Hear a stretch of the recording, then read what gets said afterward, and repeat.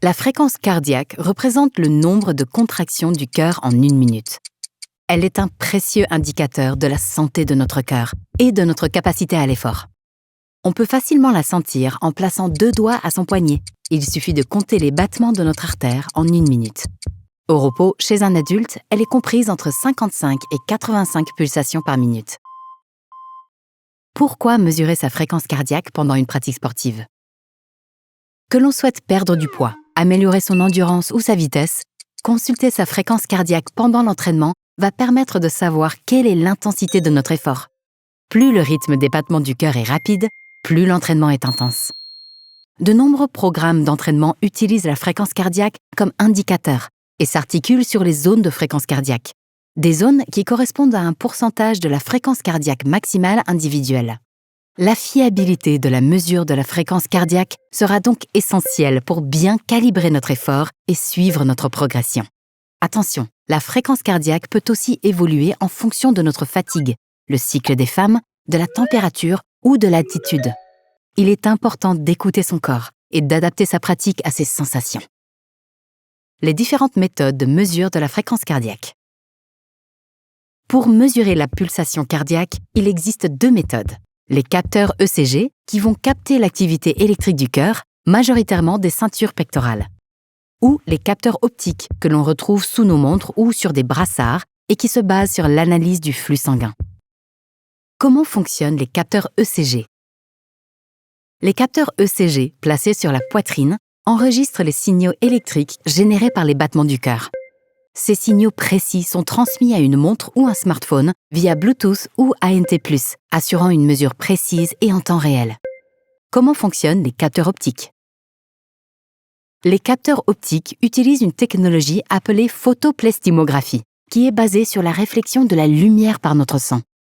Un capteur optique va envoyer une lumière en général verte vers notre peau et mesurer la quantité de lumière verte reçue en retour. Quand un afflux sanguin arrive suite à un battement du cœur, il y a un peu plus de sang, qui va absorber plus de lumière verte. La quantité reçue en retour sera donc plus faible.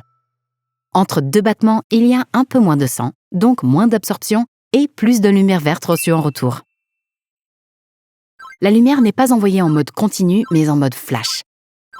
Chaque flash étant l'équivalent d'une mesure, le capteur va pouvoir mesurer la fréquence cardiaque instantanée ainsi qu'une courbe d'évolution.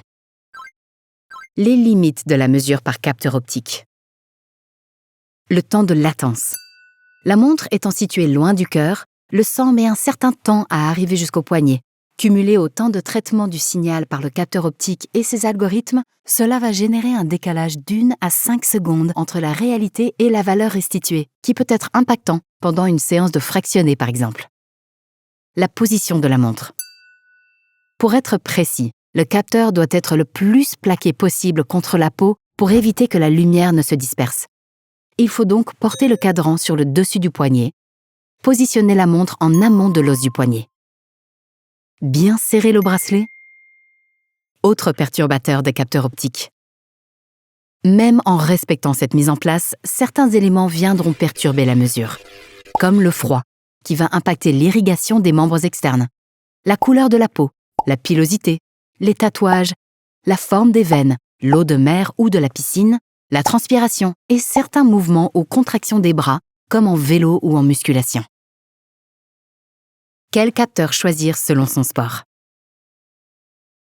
Si les ceintures pectorales peuvent être inconfortables ou laisser à certaines personnes une sensation d'oppression, la mesure pectorale, qui mesure les battements au plus près du cœur, est généralement plus précise et plus réactive, surtout lors des variations rapides de la fréquence cardiaque. Pour des activités comme la musculation, le fitness ou le cyclisme, où les mouvements des bras peuvent être irréguliers ou avec de fortes contractions, les ceintures pectorales seront plus adaptées. Pour la natation, il est important de choisir une ceinture pectorale spécifiquement conçue pour être étanche et résistante à l'eau.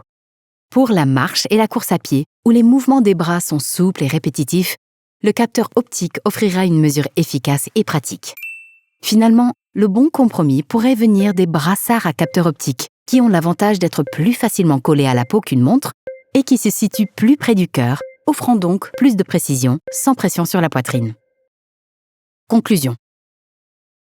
Vous l'aurez compris, chaque méthode a ses avantages et ses inconvénients en termes de fiabilité et de confort. À chacun de choisir la sienne pour mieux comprendre son corps et optimiser les entraînements.